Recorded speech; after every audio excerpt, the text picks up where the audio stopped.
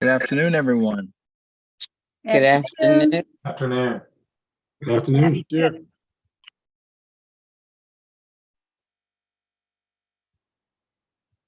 I know I'm getting on a little late and we have a quorum already established.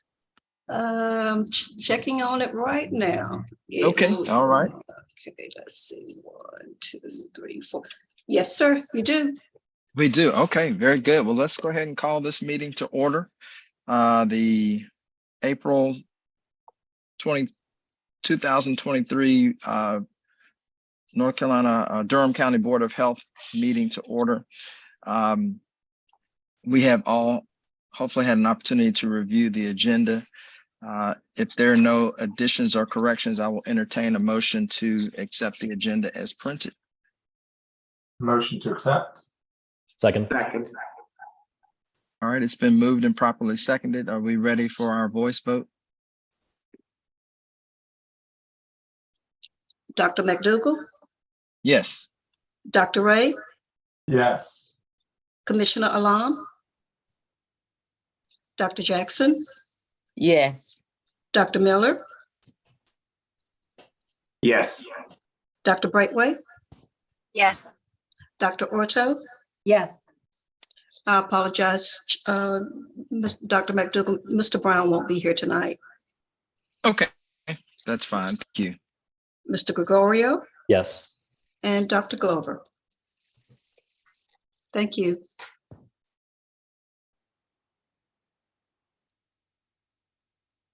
Is that on everybody? Okay. All right. So hopefully everyone has had an opportunity also to review the minutes from the March meeting. Do we have any amendments or corrections to those minutes? If so, we'll hear those now. If there are no amendments, I'll entertain a motion to accept. So moved. Motion. Second. All right. It's been moved and properly seconded. Mrs. McLean, we're ready for our voice vote. Dr. McDougall, Yes. Dr. Ray, Yes. Commissioner Alam, Dr. Jackson, Yes. Dr. Miller, Yes. Dr. Brightway, Yes. Dr. Orto, Yes. Mr. Gregorio, Yes. and Dr. Glover. Thank you. All right. So we will, I'll give way to our director for any, public comments. Ms. McLean, do we have any public comments for today? No, sir. Okay, very good. Now we'll get on to our staff and program recognitions.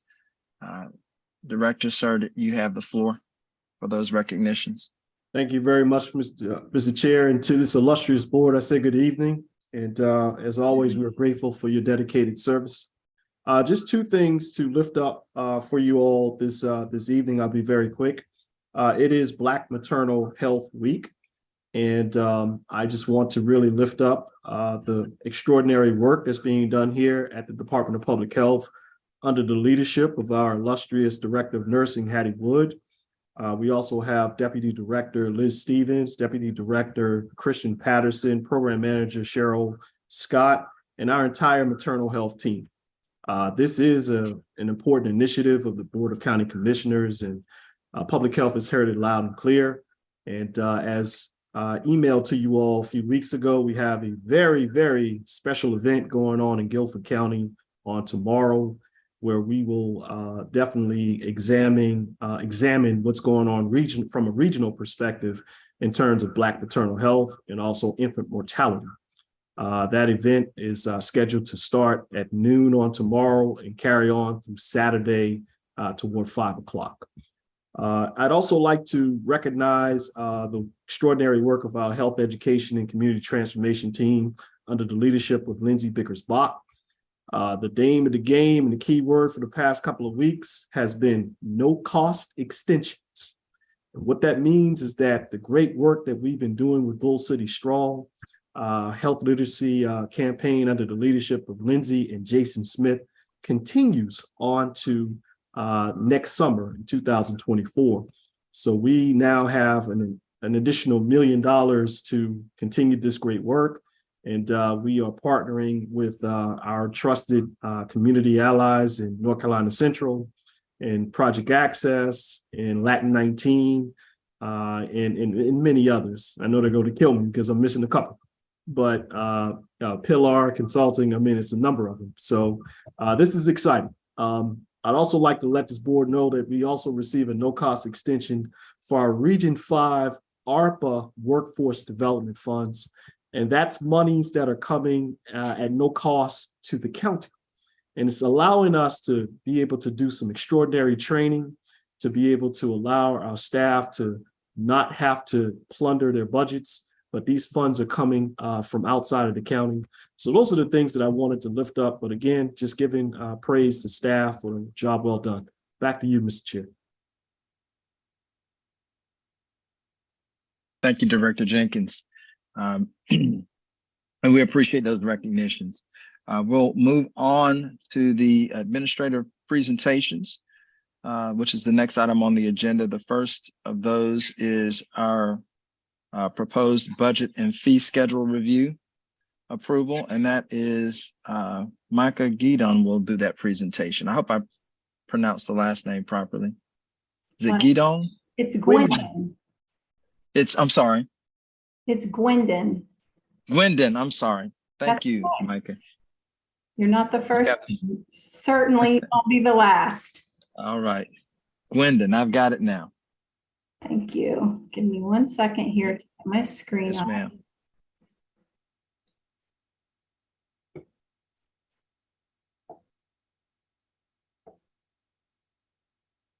And can you all see my screen?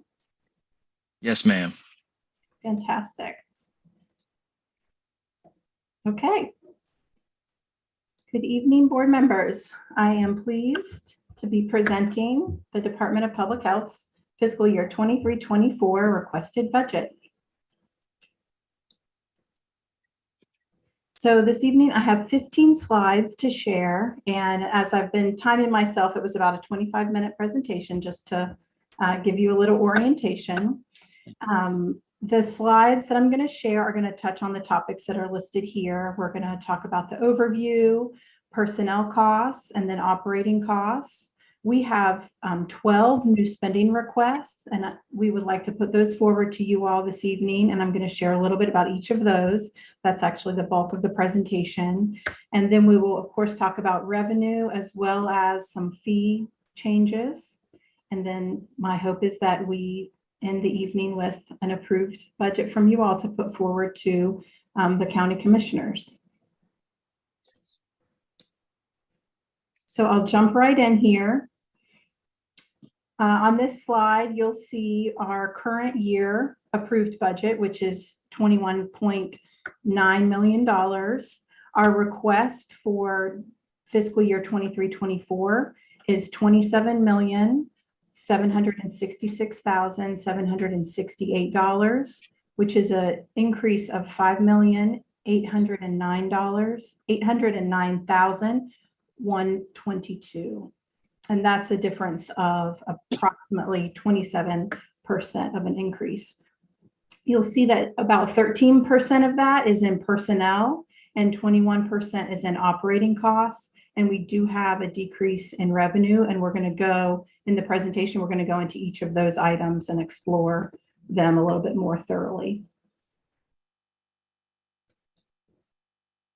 So first, personnel costs. Personnel costs make up 66% of our requested budget for next fiscal year. That percentage is in line with the previous fiscal years. It's actually a little bit lower. Last fiscal year, it was 67%. Fiscal year 22, it was 68%, and fiscal year 21, it was 68% as well. So this is not an area that we have a ton of control over at the departmental level, as these numbers are, pretty much controlled by what happens with the county as a whole in terms of HR and cost. And along those lines, there's something happening right now that's going to impact next fiscal year, and these numbers reflect that.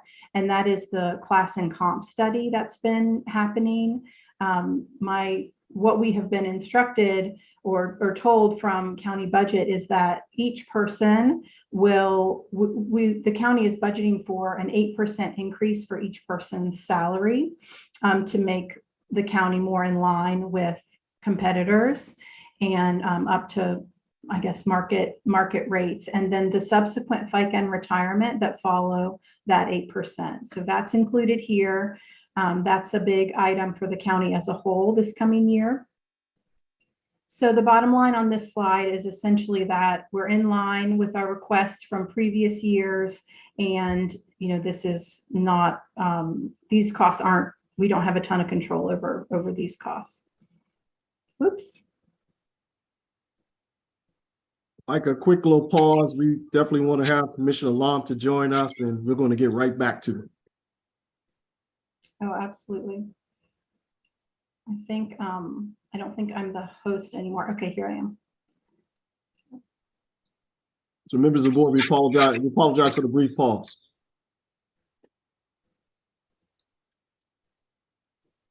Great. Okay. Of course, a big, I wanted to take a look at our FTEs because this is a big part, obviously, of our personnel costs. So we currently have 245.55 FTEs in our approved budget. We are requesting an additional 11.97 FTEs, and we're going to talk about those in our new spending requests. And that would have us at a 257.52 FTE for next fiscal year. I also wanted to, highlight our vacancies. This is something that, we as a department level and management level keep a really close watch on these vacancies and make sure we're doing all within our power to get those filled. Our vacancy rate as a department is 17%. That during fiscal year 21-22, in the midst of the pandemic, we were at a 6% on average for that whole year. And as you look at this chart, you'll really be able to see that most of those vacancies are in the school health program. These are new, a lot of new positions from my understanding of the last couple of years. And so if we would take that away, you would see, number one, that the vacancies are pretty well distributed across the department, as well as, our vacancy rate would then drop to 9%, which is pretty good.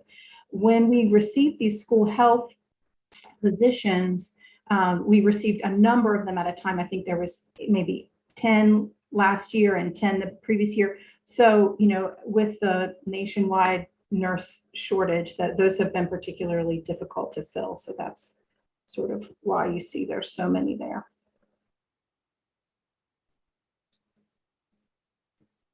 Okay, next I'm going to go into our operating costs. We have many different cost centers and hundreds of line items.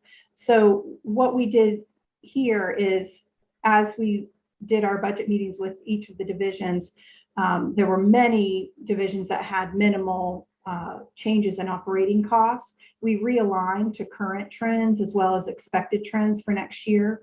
The divisions that I have highlighted here either had an increase in their operating costs in the request of over $20,000 or a decrease of more than $20,000. So I wanted to highlight those as significant. A few that I'll mention specifically, this one here in the departmental division, the 1.1 million, there was a contract that we inherited with Urban Ministries that the department kind of inherited from the county manager's office around, excuse me, during the COVID crisis. Urban Ministries is providing non-congregate emergency housing for medically vulnerable citizens. And so that wasn't previously in our budget last year. And so we're adding it for this year. So that's why you see that large increase. We're also seeing an increase in our refugee program, with refugees coming from Ukraine, Rwanda, Afghanistan, Democratic Republic of Congo, Haiti, Colombia, and Burundi. And so we have received some additional funds from the state for our refugee health program, and you'll see that here as well as on our revenue slide in a little bit. There are two exciting improvements happening in the lab that I wanted to make sure the board was aware of that are reflected here in our operating cost request. The first is an RPR machine, which will allow for automatic testing for syphilis. Currently, this is something that is done manually, and the lab is excited to take out the option for human error by procuring this machine that will allow that to be an automatic process. The second improvement in the lab is funding to be able to test for trichomonas in asymptomatic patients. So TRIC is a prevalent STI in Durham and in North Carolina. And we have a fancy Panther machine that can test for gonorrhea and chlamydia. And that machine can also test for trichomonas. This would provide faster results for our patients, and we wouldn't have to wait for those results to return from an outside lab. So we're very excited about that as well. The other thing I'll highlight on this slide is in terms of the decreases in operating costs. Again, you'll see a lot, this budget reflects a lot of the COVID dollars that are going away after this fiscal year. And that includes several AAs that were associated with school health, not rolling over, almost $2 million worth of those, as well as some other smaller AAs.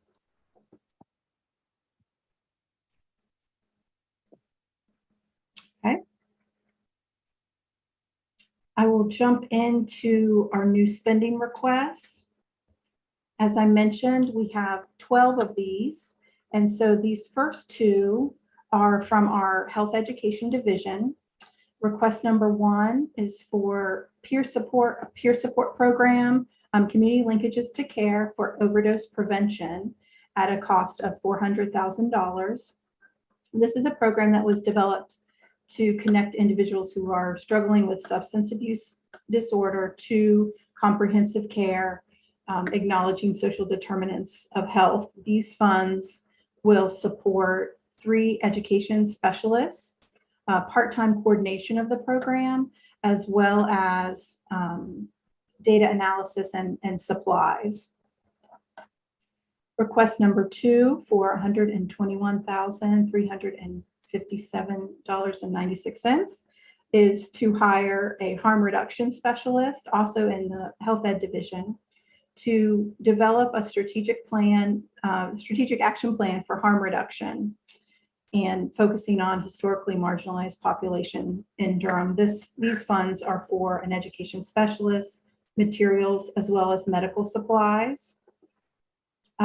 We wanted to make sure you all were aware that these 2 requests are joint asks of the Durham Joins Together to Save Lives, which is the opioid task force.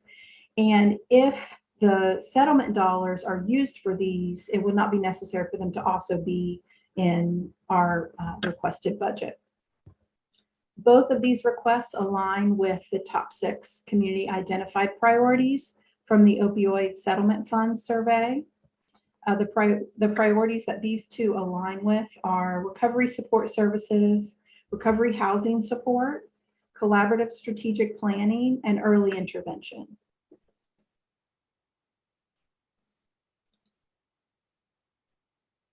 Okay, request number 3 is for our local public health preparedness coordinator. We have somebody already operating in this position. We are seeing a decrease in a little bit of state funding for this position by $31,063, and we're asking the county to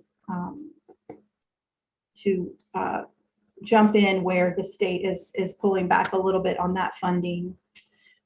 This comes from environmental health, as that's where the preparedness coordinator sits. And the preparedness coordinator helps with all public health emergencies was integral during the pandemic with vaccine distribution. But, there's many other things that the preparedness coordinator does, including responding to monkeypox, inclement weather all year long, among other emergencies. And request number 4 is from health education. And as Rod mentioned in his report, this has been edited since I sent you this because this program got hot off the presses at no cost extension just days ago. So this means that the Bull City Strong program will be able to continue their work into June 30th of 2024. In anticipation of the ending of eligibility for the federal funding, which would happen at that point, we're proposing that the county fund the program manager for this position for next fiscal year. And this would enable the federal grants to support the remaining program staff, which is the education specialist and the office assistant that were originally in the request, as well as maximize the grant funds to go to community-based efforts. And that one is related to health literacy and health disparities.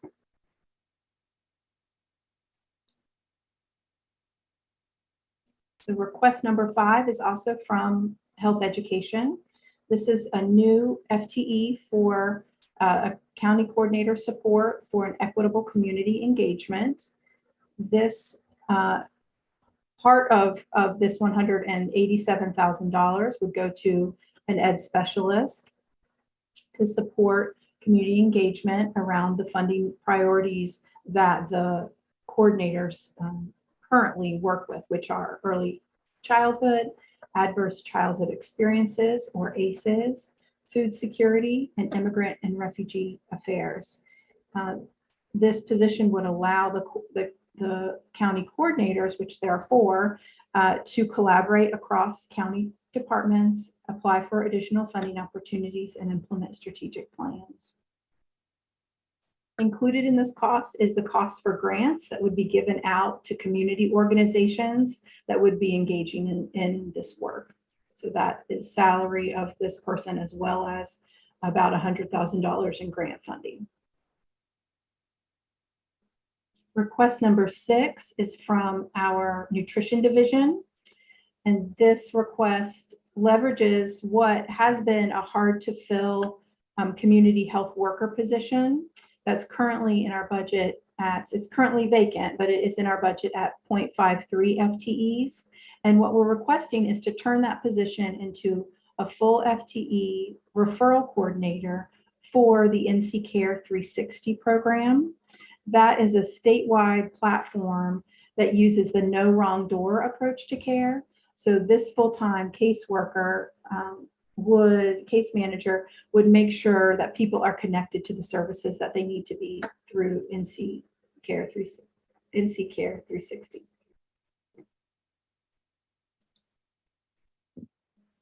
Okay. Request 7 and request 8 both come from our admin support services, which is IT, so IT support services.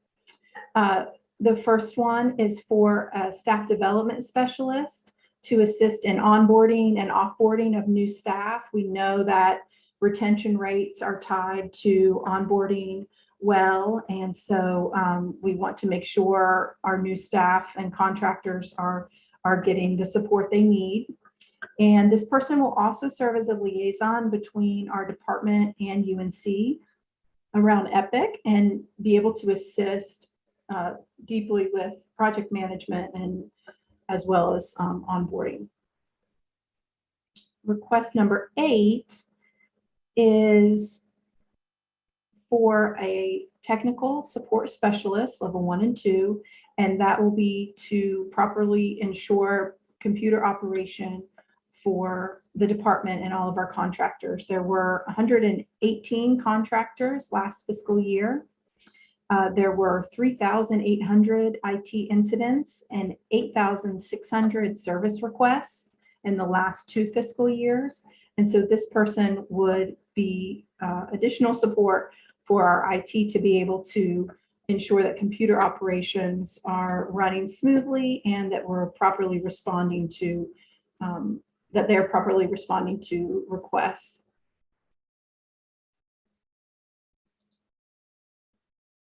Okay, request number 9 is for a bilingual nutritionist in the DINE program.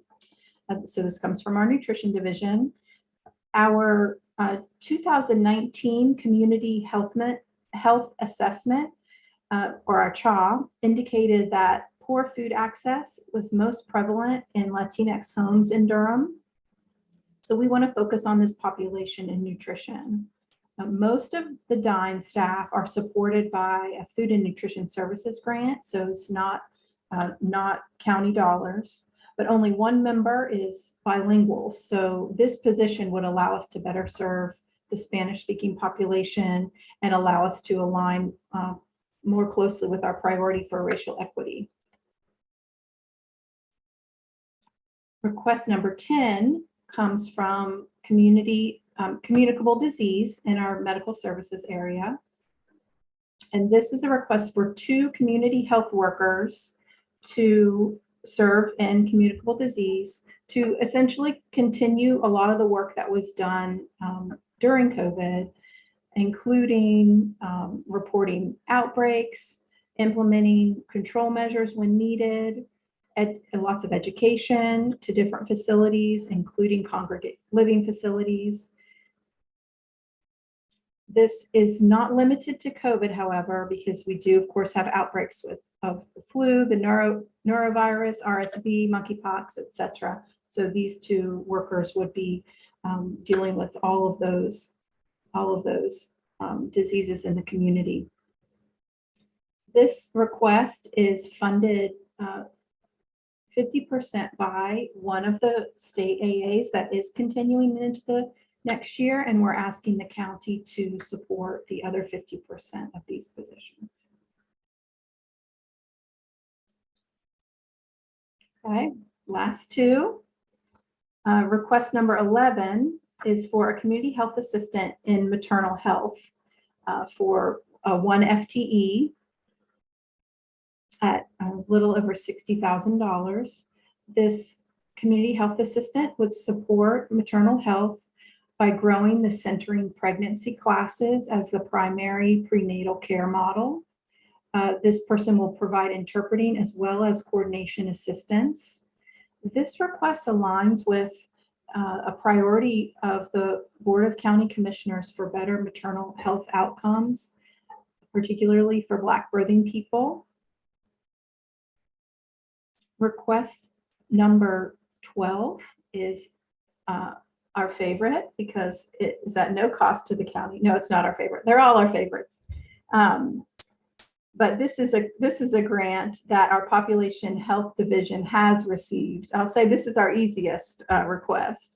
It's a 5-year grant at $150,000 a year, and this is will support a health education specialist who will focus on community engagement by supporting the Partnership for Healthy Durham's physical activity, nutrition, and food access committees. So this is a grant through the Duke Endowment. So these are our 12 new spending requests. I'll keep moving on to revenue. So like in operations, many of our divisions and cost centers had minimal changes in revenue costs.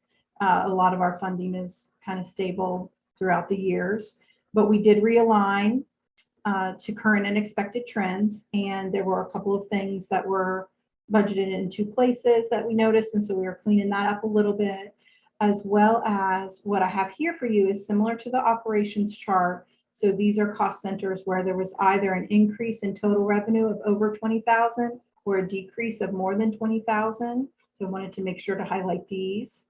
The ones that I will specifically mention is in administration. We had an increase to our Medicaid quarterly direct payments due to Medicaid transformation and just kind of how that has unfolded. It's in terms of budgeting, it's still kind of a new thing, even though it sort of started about a year and a half ago. So not all of it was represented in our budget, but we feel confident about including it at this point. And again, you'll see that increase in refugee health that I spoke about on the operating slide, as well as we have some new state funding that was awarded in our STI area. And this is going to cover a disease intervention specialist, and it comes under the AA for HIV and STI partner service. You'll also see some decreases here related to the things that I was mentioning, preparedness, the Bull City Strong, which that actually doesn't apply because of the no cost extension at this point. But there are some other community linkages to care. We have a decrease, and then all the COVID funds that I mentioned that are kind of winding down, a number of those, especially again, school health.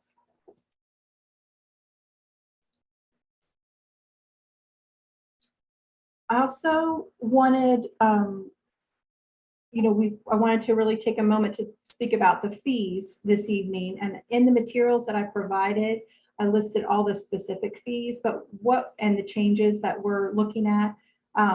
What we've done, well, as you all know, some of our services have associated fees.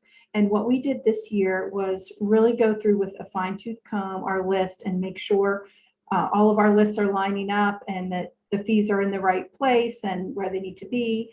And so what new fees needed added from the different divisions that collect fees. So all in all, we have 99 fee changes across all divisions. Now, not all of these have dollar amounts associated. Some of them are name changes. Some of them are fees that are no longer applicable per the state. You can't charge for this anymore. There's one in environmental health like that, or things that were on the fee schedule that are not services that we provide. So we're just kind of cleaning things up a little bit. The expected revenue impact is $55,475. I wanted you to see most of the reasons why we may have changes in fees. And so that's what I have here listed on the chart. You'll see obviously 42 of the 99 are where we have aligned our prices with vendors changing, Medicaid reimbursement rates or physician rates changing. So that's what you will see every year as we do these presentations. Is for some of our programs, we are required to charge the Medicaid reimbursement rate, and in other, the latest acquisition price is another thing that we align to. So we have some programs where we're required to charge Medicaid whatever the acquisition price was. And so those change obviously all the time. And so we've taken a good look at those as well on here. So that's really the majority of these. Otherwise, some fees have been redefined. There's a few new fees. There's some name changes, some modifiers added, that kind of thing.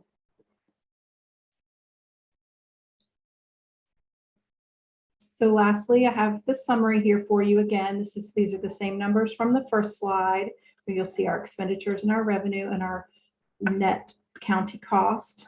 So with this summary, the recommended motion is to approve the total budget request in the amount of $27,766,768 for fiscal year 23-24 as presented and forward to the county manager and the Board of County Commissioners for action. Those are all my slides. I'm happy to take any questions. Stop sharing here.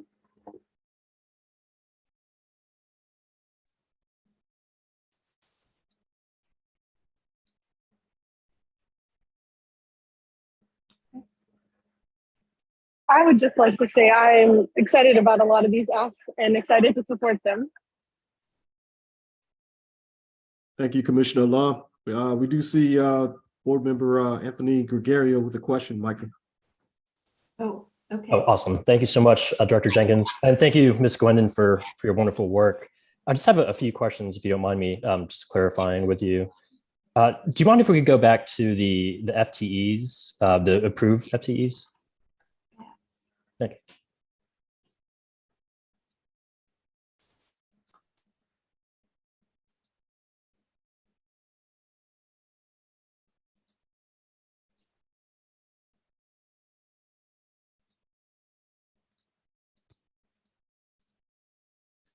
Okay, gotcha. So yeah, so 12 net new or 11.97 net new. Awesome. And when you went to the breakdown of the FTEs for, I believe it was request number 1 for $400,000 for CLC. Were there any FTEs attached to that? I think you might have mentioned 3. Yes. There.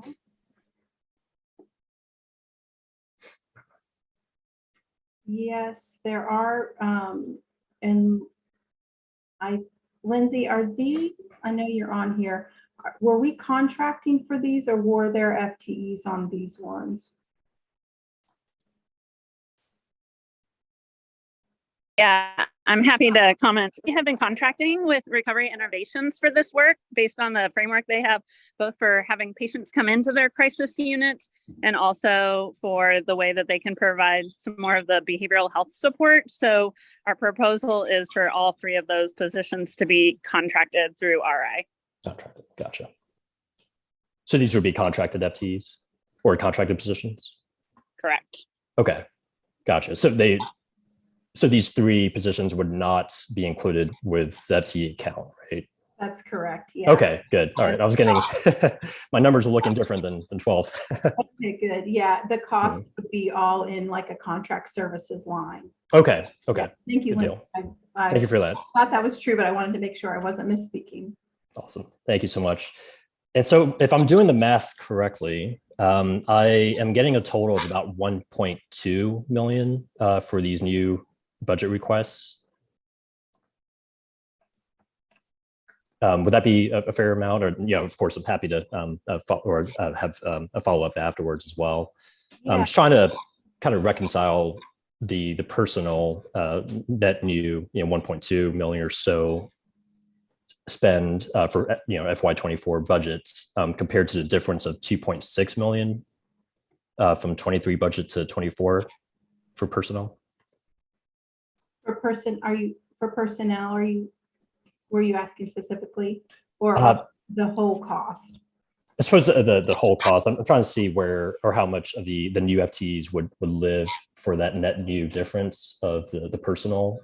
Yeah, so I can get that number for you. I don't have it right at my fingertips. Sure. What I can do is go and because, like, for example, with the example that you brought up, and thank you for asking that, since that, and I think that's the only one that has the personnel costs in a contract line, but some of the costs are in personnel lines, some of them are in operating lines. And so I can get you that breakdown of what the totals would be. Okay. Each of those, if you want. That Awesome. would just take a little bit of time. Sure. And of course, and I know you're busy, so no major hurry. Appreciate that. I'm just trying to rectify again that I'm getting a total of 1.2 million for the new FT spend requests, and again, it looks like we're increasing by 2.2 million. So I want to account for that missing million or so. Yeah, so I think that's likely going to be in that 8% of the where's that here for the class comp. Okay. So we receive personnel numbers from the county budget office during the budget as we're preparing all of this, and they pretty much say, here's your list of people, this is who, and we make sure that everybody's on there and that it all looks right to us in terms of numbers of people in programs, but in terms of actual numbers. So the difference between the new FTEs associated with new spending requests and the total personnel increase is going to be whatever, it's going to be that 8%. Okay. County is factoring those personnel costs. Gotcha. With your existing I see. Understandable. Thank you very much. And it is a fairly moving target, Mr. Gregorio, because as Micah indicated, we're kind of like at the mercy of personnel and huge decisions to be made with the class and comp pay study. And that's in an effort to really make sure that salaries are commensurate with market. And so glad that Commissioner Lom and the rest of the county commissioners are really thinking highly of public health and trying our best to really address environmental health, address nutrition, and a couple other places, but not necessarily an exact number. But what we try our best to do to the board, what we try our best to do is ballpark it as best we can. 100%. Absolutely. And we got to get the best talent. Absolutely. I did have one more question, Ms. Gwendon, if you don't mind, for the operating expenses, if you don't mind going back to that. Mhm. Thank you. Let's see. Just a quick question. So the RPR machine for 10,000 under lab that you mentioned, sounds like an amazing technology. Is that a lease or is that a capital expense? I believe it will be a capital expense. That is correct. A couple of years ago, we did have a major capital expense with our Panther, and that is a machine that we could use in order to do COVID testing and a number of high sensitivity tests. And I know Josie Paul's probably laughing at me, but I'm doing the best that I can. But nevertheless, again, when we recruited talent like Josie Paul, who is a lab technician, lab manager, lab subject matter expert, she thought it not robbery to challenge us to get some equipment that could really take us to the next level. Of course, with us providing services for a number of other counties, smaller counties to include Orange, we also do a little something with Person County as well. We certainly want to make sure that we have that equipment to really fulfill our contractual mandates. Great, thank you so much. I just want to make sure that's called out in the capital expenditure. I saw that there were $0 for FY24 requests. Yeah, thank you. The reason for that is because I'm not able, because it is a capital expense, we aren't able to enter it into our system in that way. So there's a specific line item that's it's an equipment line, I believe it's called, but that's only because I'm not able to on the department level enter that. But I will flag that certainly for our budget analyst, because I believe she is able to do that. So Absolutely. make sure that that's in the correct line. Great. And I think they, at this point, they're in the phases of, once we send this on to them, then they are in their tweaking stages, and that would be something that she could do at that point. I think they may come through and make sure that any capital expenses are pulled out. Absolutely, 100%. And my final question for you this evening is, I did a roll up, and I'm hoping my math is correct, of all these operating expenses for the difference. And I believe we're seeing about a difference of 1.7 million in savings. And I imagine that's probably a large part from the decrease in the COVID expenditures. So if we're seeing about 1.7 million decrease in expenditures for 24 budgets, I'm just wondering why there would be potential increase in operating from that chart that you showed at the very start. I'm seeing an increase of 2.1 million instead of a decrease. So this doesn't actually show all of the increases, just the ones that are plus or minus 20,000. So I can, we had many more that were much more minimal. Gotcha. I'm also happy to share that with you. I can do that when I give you the breakdown of the personnel and the operating. Awesome. Absolutely. And check my math on that. I just want to make sure that, again, I'm able to account for the increase, the proposed increase of 2.2 million or so for operating expenses. It sounds like we might have a lot of line items that are under or more than 20,000. So yes, we do. Great. Thank you so much. That's all the questions I have. Appreciate it. Thank you. for your interest. Dr. Braithwaite has a question, Micah Gwynn. Okay, thanks, Rob. Yes, thank you for the presentation, for the helpful information. The question I have is, in the past, sometimes we are, once we approve the budget or the ask, we're then requested to consider a reduction in our ask. And I'd like to know if there is a priority list. Are there areas in here where we've already considered we're okay with not making this ask, but we really, really, really want to maintain, this increase in FTEs or this particular project? That's an excellent question. I'll help you out there, Micah.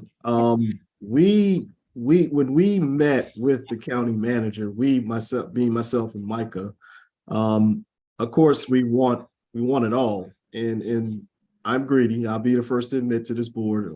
I want the best, but I will say that I was very forthright with the county manager in as much as saying, I've been here for 3.5 years and I've not asked for anything. This is the first time that we've been really asking for specific positions for a specific purpose. We know that we also come to the table, to be real brief, we come to the table in our negotiations. So the Duke Endowment Grant, that's no cost to the county. We do have like some nutrition funds, that's half a FTE. But we also know that the county has some significant decisions to make along the lines of the opioid settlement funds. All the request number 1 and 2 has something to do with it, but we wanted to really let them know and put it on there so they'll say, they can see like, hey, we're asking for it. Public health, please consider us to be first because it is a public health emergency. But when it comes to like, IT positions and making sure that, we can keep things moving, and particularly that position that would liaise with UNC Epic to ensure that we can have better connectivity. Those are the things that we must have, because again, we want to make sure that, we have a smooth running operation, and we've had significant hiccups every so often, to be very forthright. So suffice to say, Dr. Braithwaite and others, we're not holding back on this request. We want all 12. We really do. And I think, when you average it out, 12 divided by 3, that would have been 4 for a year. I think I'm owed that. Understood. Thank you. Absolutely. Micah, just a quick question for me. But first, thank you very much for the detailed presentation. Very supportive of all the requests.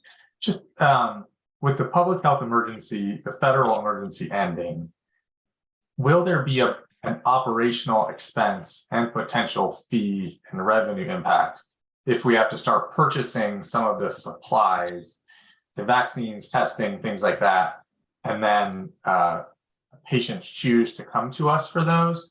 Or are there other means that maybe we're anticipating grant funding outside of, say, the federal government to obtain those? And is that accounted for in this budget, or are we just going to adjust for that in subsequent budget requests or amendments going forward?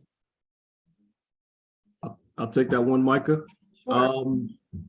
We will adjust, Dr. Ray, and thank you for that question.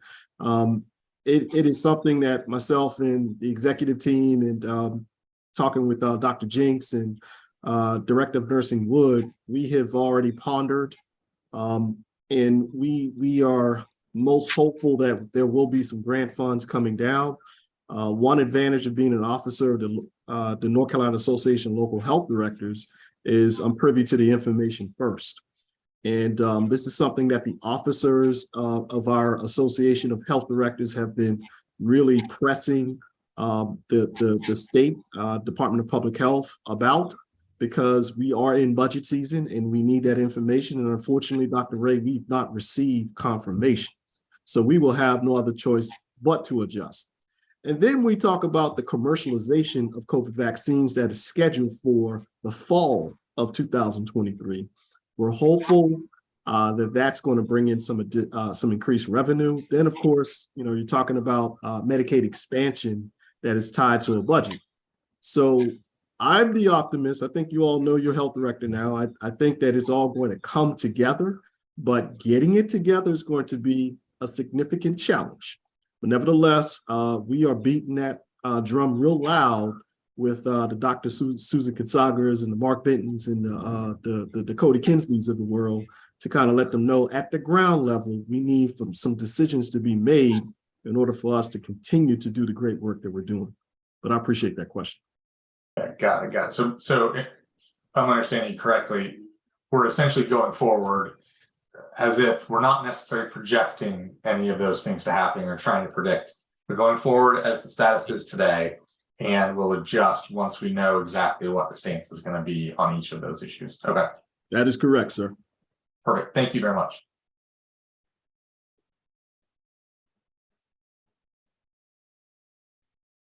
All right. Do we have any other questions?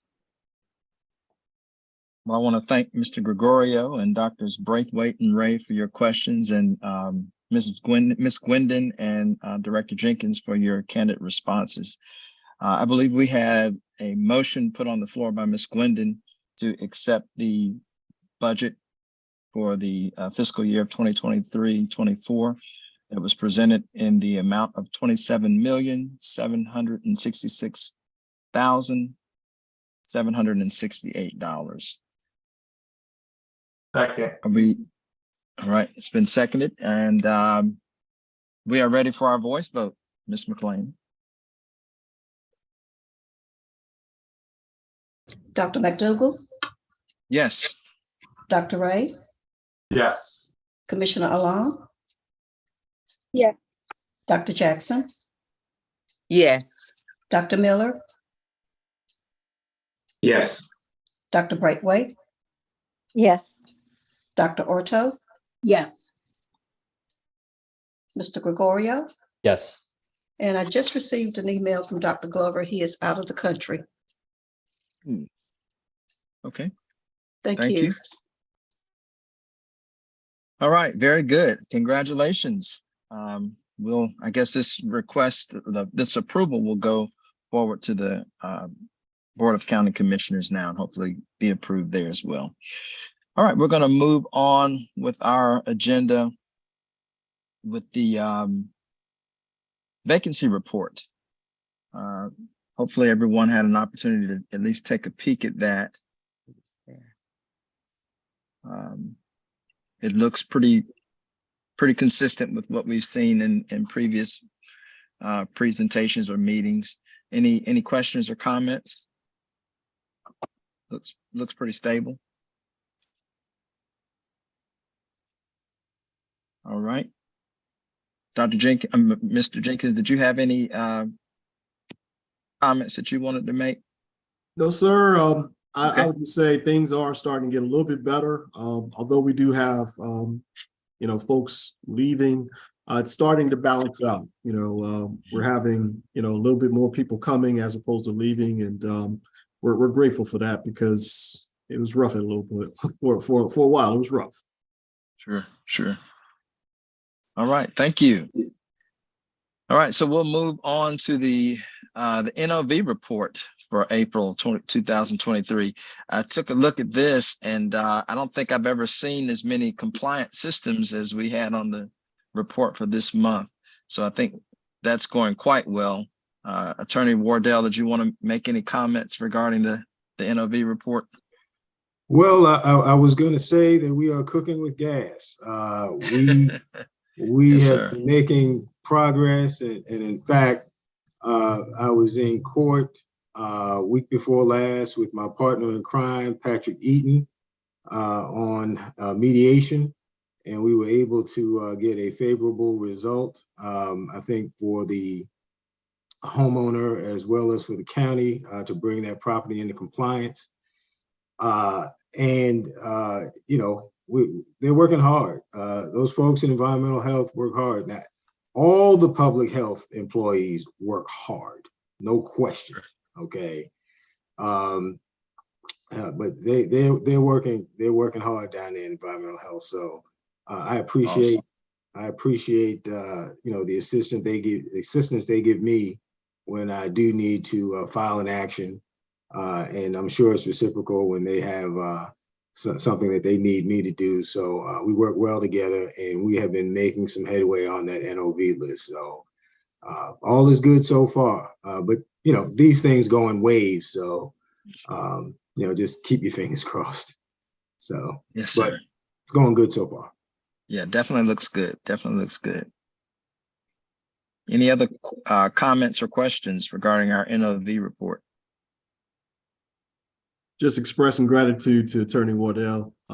It's not easy, and he makes us look good. So we are thankful for our counselor. Thank you. Yes, sir. All right. So we're moving to our next agenda item, which is our health director's report. Director Jenkins, we'll let you have the floor and make any comments regarding that report. Not much, but just thankful for our preparedness coordinator, Corey Morris. We did have an exercise most recently, and he does a very good job of ensuring that we are in compliance with our plans. He makes sure that we have good relations and good partnerships with our regional preparedness folks, and also with our partners with emergency management. So that was something that was presented. And then, of course, the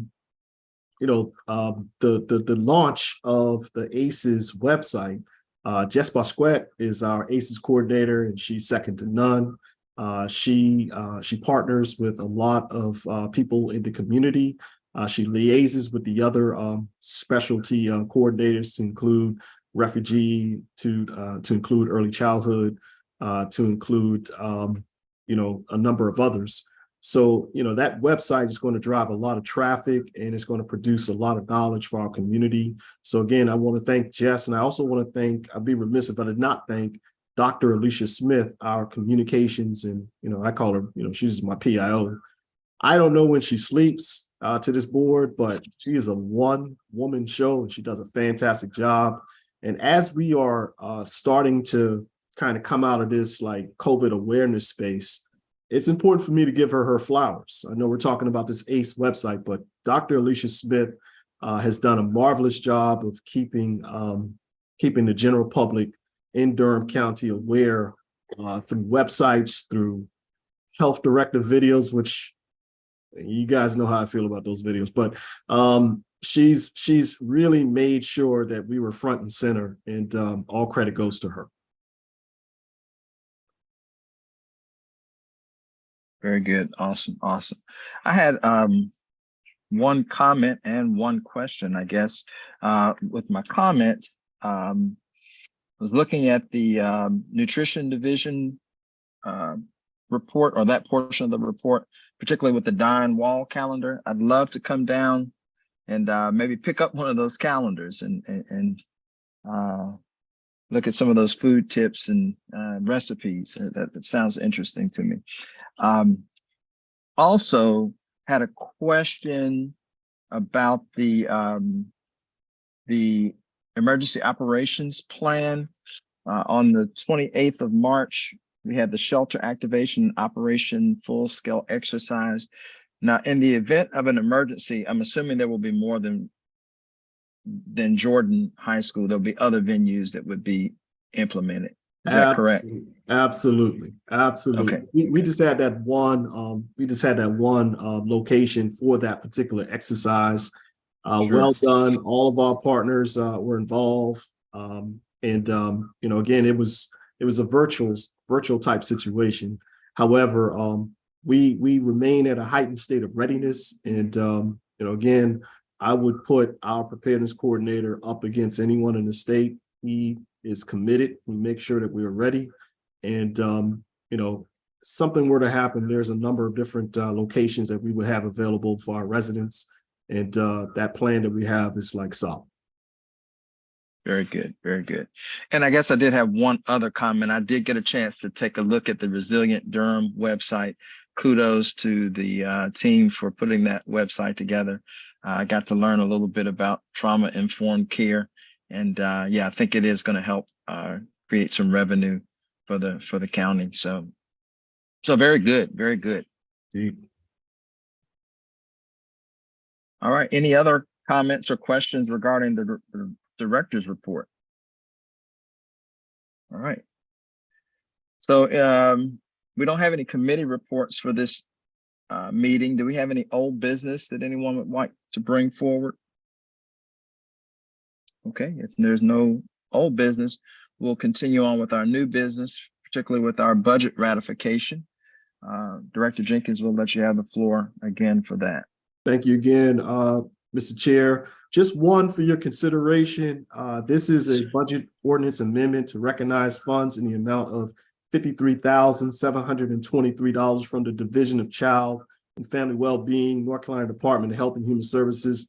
Well, once again, DINE, Durham's Innovative Nutrition Education Program Implementation.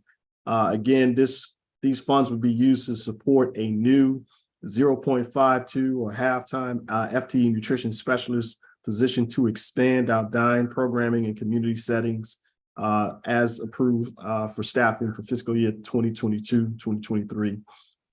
So we consider your we hope that you will consider approving this. Very good, very good. So do we have a motion on the floor to approve the budget ratification? So moved. Motion to approve. Second. All right, so it's been moved and properly seconded. We are ready for our vote. Dr. McDougall, Yes, ma'am. Dr. Ray, Yes. Commissioner Alam, Dr. Jackson, Yes. Dr. Miller, Yes. Dr. Brightway, Yes. Dr. Orto, Yes. Mr. Gregorio. Yes. Thank you. All right, very good, very good. Do we have any agenda items that we need to have added to our agenda for the next meeting, for our May meeting?